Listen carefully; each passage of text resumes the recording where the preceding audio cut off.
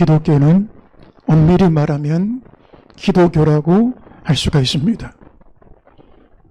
초대교회 기독교는 순전한 기독교의 원형적인 모습을 간직하고 있습니다.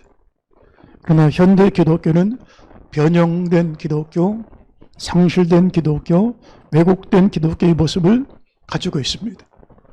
믿음도 참된 믿음이 있고 거짓된 믿음이 있습니다. 죽은 믿음이 있고 살아있는 믿음이 있습니다.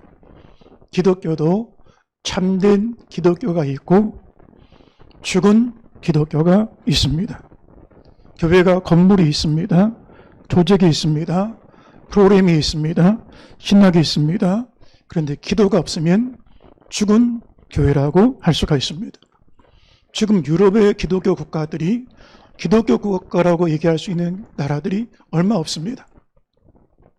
영국은 그렇게 부흥운동을 일으켰던 근원지였지만 영국 기독교는 죽어버리고 말았습니다. 유럽의 대부분 나라들이 다 기독교 국가입니다. 그러나 명목상 기독교 국가지 실질적으로 주일 예배 드리는 성도들이 거의 없습니다. 각 도시마다 최대의 건물이 예배당들입니다. 수백 년 동안 지었던 건축물들입니다. 세계적인 작가들의 보물 같은 작품들이 전시되어져 있습니다. 미켈란젤로의 작품이 들어가 있고 다빈치의 작품이 들어가 있습니다. 그러면 이 교회가 살아있는 교회일까? 성경이 말하는 초대교회의 원형적인 십자가 위에 세워진 교회라고 말할 수 있을까? 그렇지 않습니다. 왜곡된 기독교고 겉으로 볼 때는 화려하지만 죽은 기독교라고 할 수가 있습니다. 예배당이 이슬람교와 힌두교에 팔려버립니다. 대표적인 교회가 있습니다. 영국의 리빙스턴 선교사를 파송했던 교회. 리빙스턴이 누굽니까? 파리 사적에 잘려나가고 그리고 아프리카 원주민들을 대상으로 성자처럼 복음을 전했던 선교사가 아닙니까? 그러나 리빙스턴을 파송했던 교회는 이슬람 사원으로 매각되고 말았습니다. 대부분의 예배당들이 이름만 얘기도 할 수 있는 예배당들이 이슬람 사원이나 힌두교 사원이나 마약을 파는 장소나 춤을 추는 장소나 심지어 귀신 체험장으로 바뀌어지는 그런 상황이 되고 말았습니다. 한 공영방송에서 유럽의 교회가 왜 죽어가는가를 특집으로 다뤘는데 영국의 목회자가 이런 얘기를 했습니다. 왜 영국 교회가 죽어가는지를 모르겠습니다. 신학과 전통이 있습니다. 건물과 조직이 있습니다. 세련된 음악들이 있습니다. 그런데 왜 교회가 죽어갈까? 기도하지 않기 때문이라고 할 수가 있는 것입니다. 기도하지 않으면 성전도 강도의 구렬이 될 수가 있습니다. 예수님께서 공생의 초기 성전에 가서 보시니 장사하는 사람들이 가득한 걸 보고 그들을 상을 뒤집고 엎으시고 그리고 채찍을 들어 그들을 쫓아내버리시면서 이렇게 말씀하셨습니다. 내 집은 만민이 기도하는 집이라 하였거늘 너희가 강도의 구례를 만들었구나. 우리 몸이 성경은 거룩한 성전이라고 말합니다. 그러나 우리가 기도하지 않으면 우리 안에 강도의 구렬이 되어버리게 될 수가 있는 것입니다. 다윗도 마찬가지입니다. 기도하면 성령의 사람이었습니다. 그러나 기도를 잃어버린 다윗은 밧세바를 범하고 그 남편을 죽이는 살인자가 되고 말았습니다. 신앙생활에는 영웅이 없습니다. 기도하지 않으면 우리 영이 버틸 수가 없는 것입니다. 우리 영이 살아갈 수가 없는 것입니다. 기도하면 살고 기도를 멈추면 내 영이 속사람이 죽어간다라고 할 수가 있는 것입니다. 기도는 영혼의 호흡이라고 말합니다. 기도하지 않으면 기도가 막혀버립니다. 영혼이 숨을 쉬지 못합니다. 여러분, 우리가 2분, 3분만 숨 쉬지 않아도 버티지 못하고 지식당하여 죽게 될 것입니다. 그런데 일주일 내내 기도하지 않고 살아갑니다. 1년 내내 기도 없이 살아갑니다. 그 영이 어떻게 되겠습니까? 영이 지식당하게 되어지는 것입니다. 무기력합니다. 작은 죄 하나를 못 이깁니다. 작은 자존심 하나를 못 이깁니다. 내 자아 하나를 건드리면 폭발합니다. 원심하게 농락당하는 그런 상황이 내 실존 안에 존재 안에 이루어지게 되는 것을 볼 수가 있는 것입니다. 영역을 상실합니다. 삼손이 기도를 잃어버리니까 두 눈이 뽑히고 연자맷돌을 메고 세상 사람들의 조롱거리가 되지 않았습니까? 기도를 잃어버린 교회는 아무리 세상의 영웅이라 할지라도 죄악의 연자맷돌을 메고 세상의 조롱거리가 되어버리는 비참한 신세로 전락하게 되는 것을 볼 수가 있는 것입니다. 지금 한국교회가 무기력증에 빠져 있습니다. 무감각합니다. 무목적, 무의미, 무감각, 영적 감각이 죽었습니다. 왜 그럴까? 세상적으로 다 갖췄는데 내 영이 왜 이렇게 죽어갈까? 기도를 잃어버렸으니 영이 지식당하게 되어진다라고 할 수가 있는 것입니다. 기도는 하나님과의 대화입니다. 여러분, 우리 시대는 지금 대화를 상실한 시대를 살고 있습니다. 얼마나 많은 대화를 합니까? 그런데 사실상 대화가 없습니다. 한 번은 스타벅스 커피점에 가봤더니 청년들이 이렇게 둘러앉아 있어요. 그런데 의자에서 다 서로 얼굴 마주대고 대면에서 얘기하는 게 아니라 스마트폰을 가지고 문자만 주고받는 모습을 봤습니다. 대화가 끊어졌습니다. 여러분, 부부간에도 대화가 상실된 가정들이 많습니다. 일은 비즈니스적인 대화만 있습니다. 비즈니스 가정입니다. 명목상의 가정이라고 할 수가 있는 것입니다. 사실상 죽은 부부라고 할 수가 있습니다. 한 개그맨이 방송에 나와서 그런 얘기했습니다. 아들과 10년이 넘게 대화를 하지 않고 살았다는 거예요. 아버지가 거실에 오면 아들은 집에 들어가고 방에 들어가고, 아들이 식당에 밥 먹으러 나오면 아버지는 안방에 들어가고 10년을 말 섞지 않고 살았다는 거예요. 그래서 그 사회자가 그러면 어떻게 대화를 합니까? 내가 하고 싶은 말이 있으면 부인한테 말하면 부인이 전한다는 거예요. 아들이 아빠한테 하고 싶은 말이 있으면 엄마한테 말하면 엄마가 대신 전한다는 거예요. 완전히 남남보다 못한 부자지간이 되고 말았습니다. 여러분, 오늘 교회도 마찬가지입니다. 이질에 묻혀 살다가, 세상에 묻혀 살다가 하나님과 대화 없이 주일날 그냥 안면치레로 예배드리는 그런 상황이 되고 말았습니다. 그리고 이렇게 말합니다. 시간이 없어서, 일이 바빠서 기도할 시간이 없다라고 말합니다. 여러분, 일할 시간이 없어서 부부간에 대화가 없습니까? 정말 일이 바빠서 부모 자식 간의 대화가 끊어졌습니까? 우선순위가 어디에 있습니까? 신앙은 기도하는 여부에 달려 있습니다. 기도하는 사람은 신앙인이고 기도 없는 사람은 불신자입니다. 세상에만 불신자가 있는 게 아닙니다. 교회 안에도 불신자들이 많습니다. 기도하지 않아도 아무 문제 없다고 생각하는 사람이 있습니다. 불신자입니다. 오늘 교회는 기도 없어도 정상적으로 교회 운영하는데 아무 문제 없습니다. 99%의 프로그램이 다 그대로 돌아갈 수가 있습니다. 기도 없는데 정상적으로 주일 예배 드립니다. 기도 없는데 모든 활동이 가능합니다. 그런데 초대교회는 기도를 빼면 100% 불가능한 교회였습니다. 전심으로 기도했다. 오로지 기도했다라고 그랬습니다. 기도 없이 예배 드릴 수 없었습니다. 기도 없이 일꾼 세우지 않았습니다. 기도 없이 목회할 수 없었습니다. 기도 없이 전도하지 않았습니다. 기도는 하나님 앞에 무릎 꿇는 것입니다. 그런데 기도하지 않아도 충분히 내 가진 것, 내 실력, 능력 가지고 충분하다고 생각하는 사람은 하나님 앞에 무릎 꿇지 않습니다. 그게 바로 불신앙입니다. 그게 바로 교만입니다. 하나님 앞에 무릎 꿇지 않는 것보다 영적 교만이 어디가 있습니까? 하나님 앞에 무릎 꿇는 자를, 겸비한 자를 하나님은 은혜를 베푸시고 교만한 자를 물리치시는 것입니다. 초대교회는 한마디로 말하면 기도하는 교회였습니다. 예수님께서 마지막 부활 승천하시면서 제자들에게 남기신 것은 너희는 몇 날이 못되어 위로부터 성령이 마실 때까지 이 성을 떠나지 말고 아버지 약속하신 성령을 구하라는 것이었습니다. 그리고 예수님 승천하신 이후에 그들이 모여서 한 것은 전도가 아니었습니다. 목회가 아니었습니다. 건물이 아니었습니다. 조직 세우는 게 아니었습니다. 기도하는 데만 전심했습니다.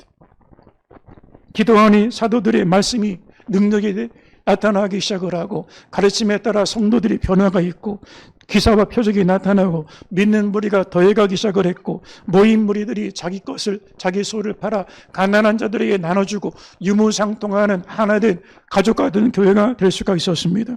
그들이 기도하며 천국 복음을 전파할 수가 있었고 죄의 사함의 능력이 임하였고 마귀에 묶인 자들이 풀어 찾게 되는 그런 역사들이 나타났습니다. 그런데 왜 오늘 교회에는 이런 역사가 나타나지 않을까요? 초대교회의 성령과 현대교회의 성령이 다른 것입니까?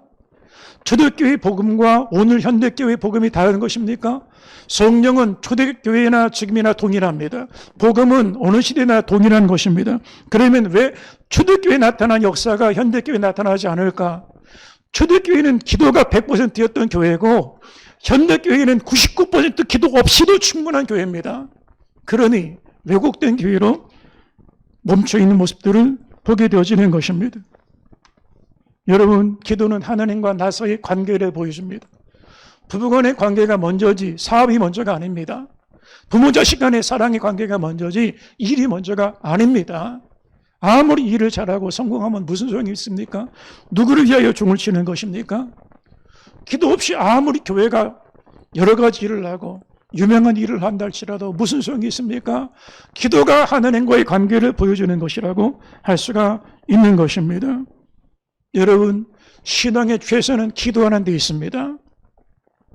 일이 먼저가 아닙니다. 기도가 먼저입니다.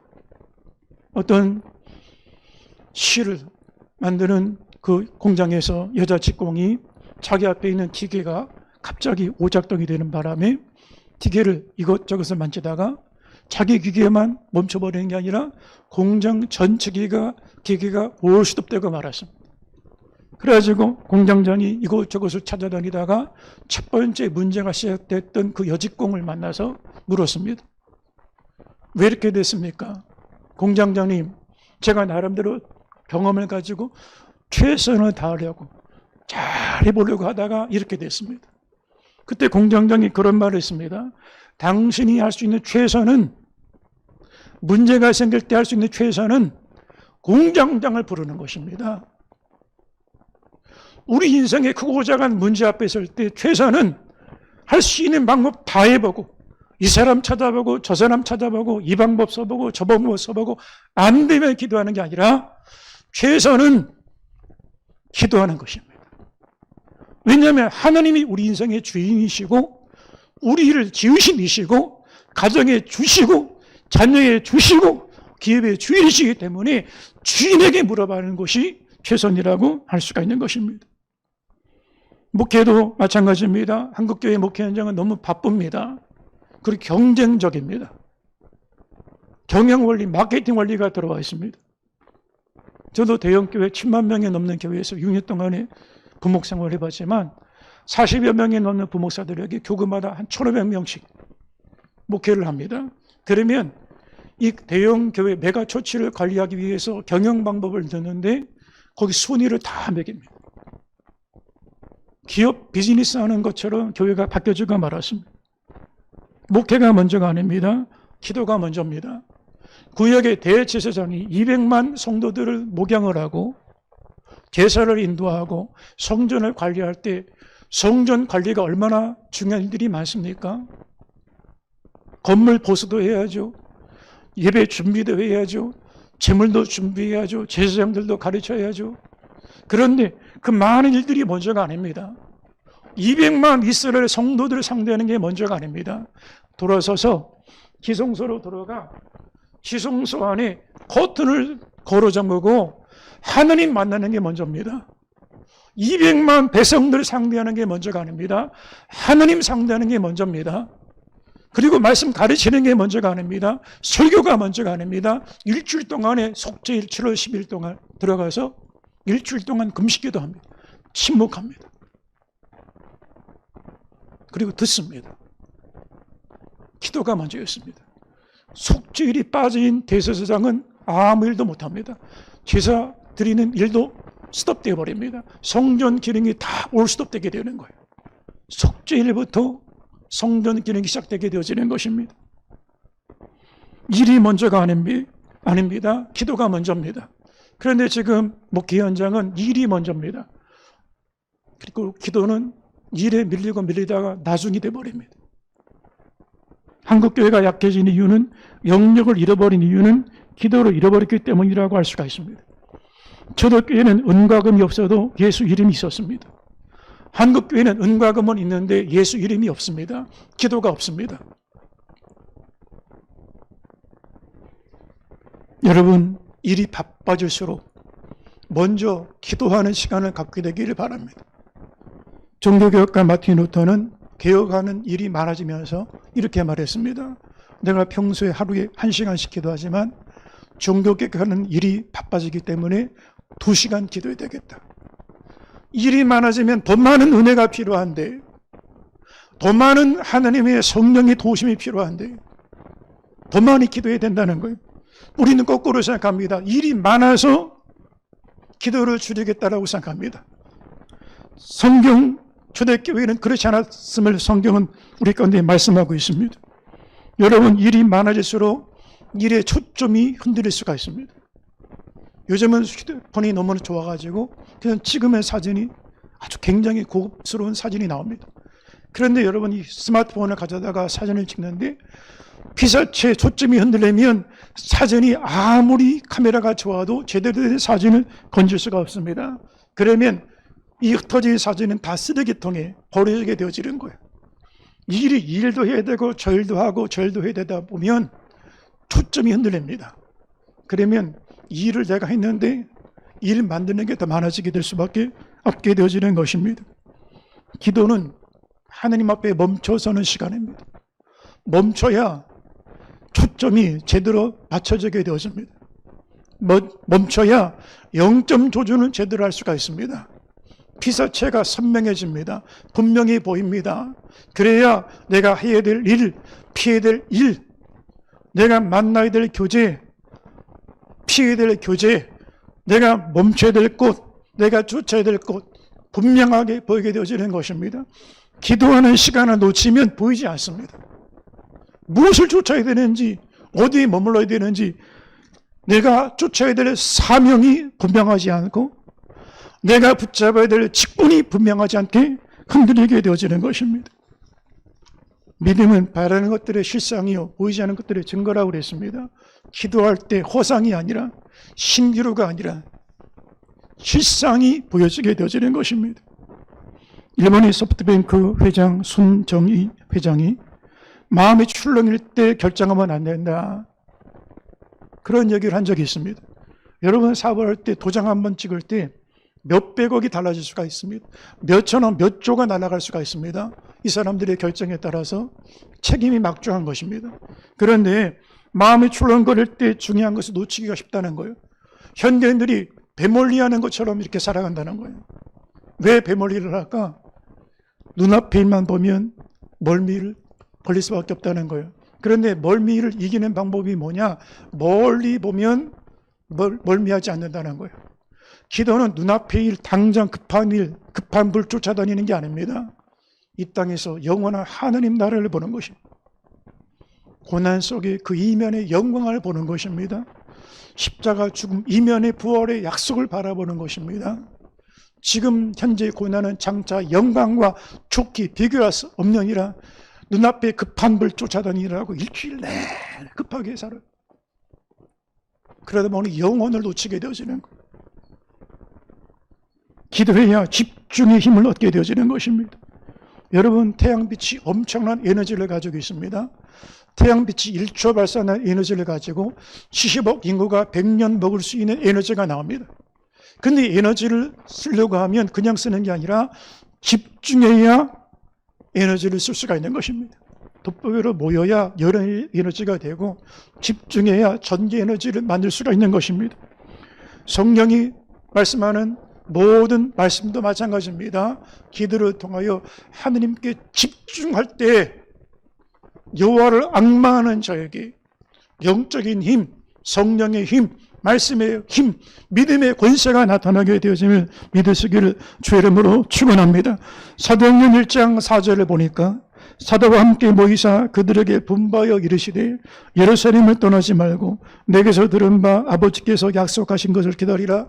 요한은 물로 세례를 베풀었으나 너희는 몇 날이 못되어 성령으로 세례를 받으리라 하셨느니라. 여러분, 기도할 때 성령의 능력이 임하게 되어지는 것입니다. 예수 이름 권세가 내게 임하게 되어집니다. 예수 권세, 내 권세, 예수 진리, 나의 진리, 예수 복음, 나의 복음, 예수 천국, 나의 천국, 예수 은혜, 나의 은혜, 예수 사랑, 나의 사랑, 예수 용서, 나의 용서로 바뀌어지게 되어지는 것입니다. 기도가 에너지를 영적인 권능으로 내게 임하는 통로가 되어짐을 볼 수가 있는 것입니다. 너희가 믿으면 내가 하는 일을 너희도 할 것이요 이보다 더 큰 일을 행하리니 이는 내가 아버지께로 감이니라 라고 예수님께서 말씀해 주셨습니다. 믿음으로 기도할 때 이런 역사가 나타나는 것입니다. 기도 외에는 이런 죄가 나타나지 않습니다. 한 번은 제자들이 예수님께서 변화산에서 영광의 모습으로 변화되고 내려오시면서 보니까 제자들이 귀신 들려 귀가 먹고 말 못하는 벙어리 된 한 아이를 붙잡고 끙끙대고 있습니다. 힘을 써도 안 되고 능으로도 안 되고 열심히 해도 귀신이 떠나가지 않습니다. 묶임이 풀어지지 않습니다. 그런데 그 아버지가 예수님 앞에 나와서 예수님 선생님 할만하시거든 내 아들을 고쳐주십시오. 예수께서 그 불신앙의 얘기를 들으시고 할 수 있거든이 무슨 말이냐, 믿는 자에게 능치 못함이 없느니라. 할렐루야. 그리고 꾸짖어 명하시니 귀신이 떠나가고 듣지 못했던 자가 듣고 말 못했던 자가 말하는 역사가 나타나게 되었습니다. 제자들이 체면이 상해서 사람들 앞에 자신들의 체면이 망신을 당했잖아요. 조용히 예수님께 묻습니다. 주님, 왜 우리는 못했습니까? 그때 예수께서 이렇게 말씀하십니다. 기도 외에는 이런 죄가 나갈 수가 없느니라. 기도하지 않으면 내 실력, 인간이 가진 실력이 얼마나 되겠습니까? 전능하신 하나님 지혜 앞에 비하면 얼마나 되겠습니까? 그것 가지고 죄와 세상을 이길 수가 있습니까? 사망 권세를 이길 수가 있습니까? 근데 힘으로 안 되고 능으로 안 되는데 기도하면 되게 하시는 성령의 권능이 임하는 것을 볼 수가 있는 것입니다. 할렐루야. 기도는 하나님께 결제받고 하는 일이라고 할 수가 있습니다. 여러분, 최종 결제를 받고 해야 되는 것입니다. 어떤 회사에 과정이 있는데 아주 유능하고 실력이 있습니다. 그래서 일을 맡기면 아주 탁월하게 일을 잘합니다. 그런데 믿고 맡기다 보니까 이제 점점 선을 넘기 시작을 해서 사장한테 보고도 없이 그냥 인사결정을 자기 해버립니다. 그리고 재정 집행돼 버립니다. 정책도 결정해 버립니다. 여러분 같으면, 여러분이 사장이면 그 실력 좋은 과장 계속 쓰시겠습니까? 못 씁니다. 이건 망령된 일을 행하는 과장입니다. 결제도 없이 자기 멋대로 하면 그게 망령된 일 아닙니까? 그런데 여러분, 우리는 하나님 앞에 하나님이 내 시간의 주인이시고 생명의 주인이시고 가족의 주인이신데 결제 없이 내가 탁 도장 탁 찍습니다. 묻지 않습니다. 이게 바로 망령된 신앙생활이라고 할 수가 있는 것입니다. 여러분, 우리의 경험이 기도보다 앞서지 않게 되기를 바랍니다. 우리의 능력이 기도보다 앞서지 않게 되기를 주의 이름으로 축원합니다. 그래서 성경에 보면 예수님은 한 걸음 한 걸음 기도하고 한 걸음 한 걸음을 옮기셨습니다. 하루에 첫 시간 먼저 기도하고 하루 일과를 시작을 하셨습니다. 하루의 마감 기도하고 하루 일과를 마치셨습니다. 마가복음을 보면 예수님의 하루 일과표가 나옵니다. 갈릴리 해변을 지나시다가 제자들을 부르십니다. 여러분, 평생 같이 할 제자들을 부르는데 사람 택하는 게 쉽습니까? 하다못해 회사 직원 한 사람 채용하는 것도 어려운데 제자를 선발하십니다. 그리고 곧 이어서 회당에 들어가 설교하십니다. 여러분, 설교가 쉬운 게 아닙니다. 요즘에는 자판기처럼 인터넷 누르면 유튜브에서 원하는 설교 10년 전, 20년 전 설교 다 나옵니다. 그런데 여러분, 설교가 그렇게 자판기 누르는 것처럼 되는 게 아닙니다. 어떤 분이 그렇게 말했습니다. 1시간 설교하는 게 8시간 삽질하는 노동의 양과 같다. 실제로 여러분, 가수들이 콘서트에서 막 경연하는 프로그램에 나갈 때 한 곡, 두 곡 경연을 합니다. 근데 경연하다가 탈진이 돼서 병원에 들것에 실려가서 링거 주사를 맞고 소생하는 경우도 본 적이 있습니다. 불과 5분, 10분 노래하는데도 실신하고 탈진이 옵니다. 그런데 예수님 회당에 설교하시는데 설교 중에 귀신 들린 자가 나와서 설교를 방해를 합니다. 예수께서 귀신을 쫓아내십니다. 여러분, 귀신 들린 자 쫓아내는 거 쉬운 일이 아닙니다. 온몸에 진이 빠지면서 기도하며 나가는 것입니다. 그리고 점으로 베드로 장모의 열병을 고치십니다. 환자 만나는 게 쉬울까요? 쉽지 않습니다. 가장 스트레스 많은 직종 중에 한 직업이 어떤 직업이냐? 상처 있는 사람, 아픈 사람들 만나는 것입니다. 근데 환자 신방을 가졌습니다. 그리고 해가 저물었는데 마을 동네 허다한 병자들이 다 모여들었습니다. 아예 갈릴리에 종합병원을 차리신 것입니다. 이렇게 바쁘게 사셨습니다. 그러면 예수님 바빠서 피곤해서 기도는 내일 해야지. 그게 아닙니다. 마가복음 1장 35절에 보면 새벽 미명에 아직 밝기 전에 일어나 한적한 곳으로 가사 그랬습니다. 성경을 한번 보겠습니다. 마가복음 1장 35절입니다. 성경을 띄워주세요. 새벽 아직도 밝기 전에 예수께서 일어나 나가 한적한 곳으로 가사 거기서 기도하시더니, 예수님도 하나님의 아들이시지만 하루 일과를 시작하실 때 먼저 결제받고 시작하시는 거예요. 성령의 능력을 구하고 시작하시는 거예요. 그런데 우리는 일주일 내내 중요한 결정을 할 때, 선택을 할 때, 사람들을 만날 때, 운명이 달라지는 결정할 때조차도 내가 알아서 결정하고 도장 찍고 맙니다.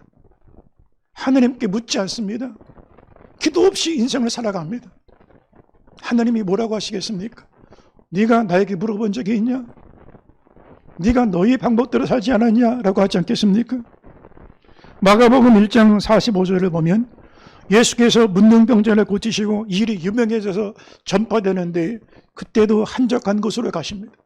마가복음 1장 45절에 그러나 그 사람이 문둥병자를 말합니다.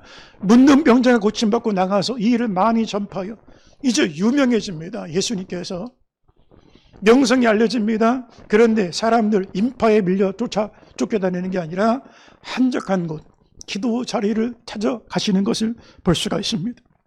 그리고 제자들이 선교하고 전도하면서 많은 능력과 기적을 행한 이후에 보고를 하는데 마가복음 6장 31절을 보니까 그들에게 한적한 곳으로 가라 말씀하십니다.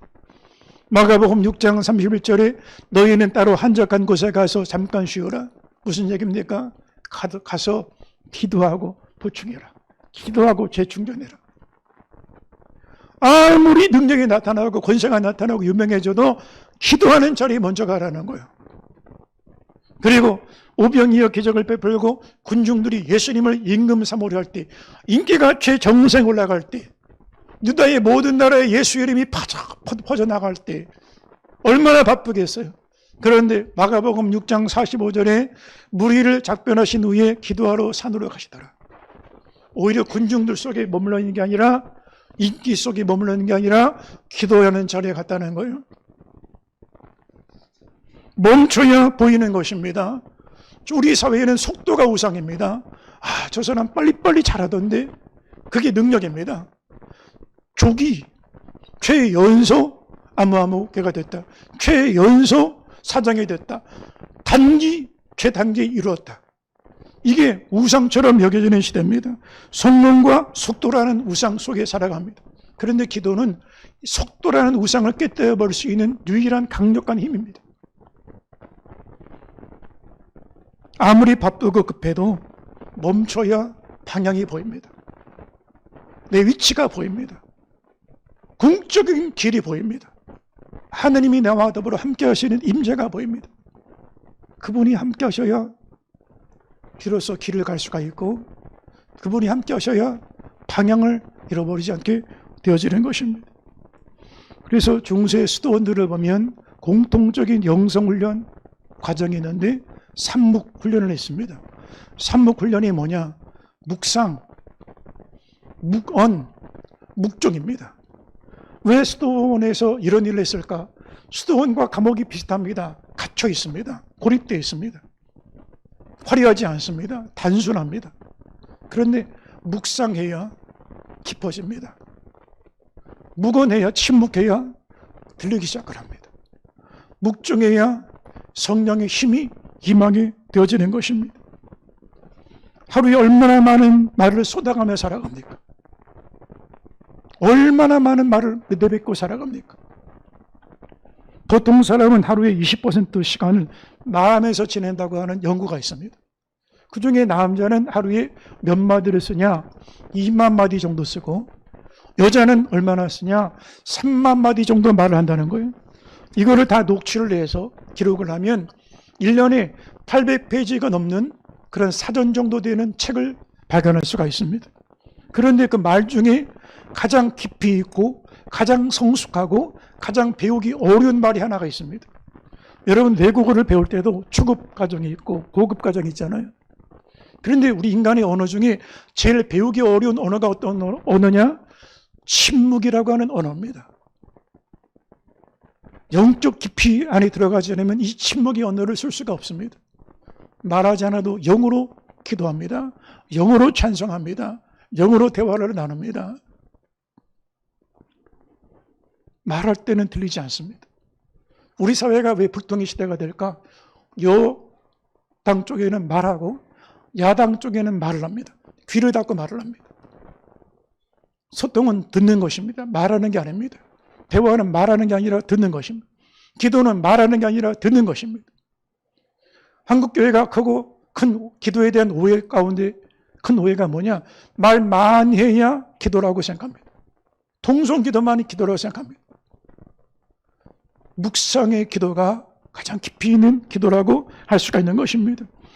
들어야 심령이 살아납니다. 침묵해야 말씀이 들리기 시작을 하고, 말씀이 들릴 때 믿음이 생기고, 믿음이 생길 때 영혼이 살아나게 되어지는 것입니다.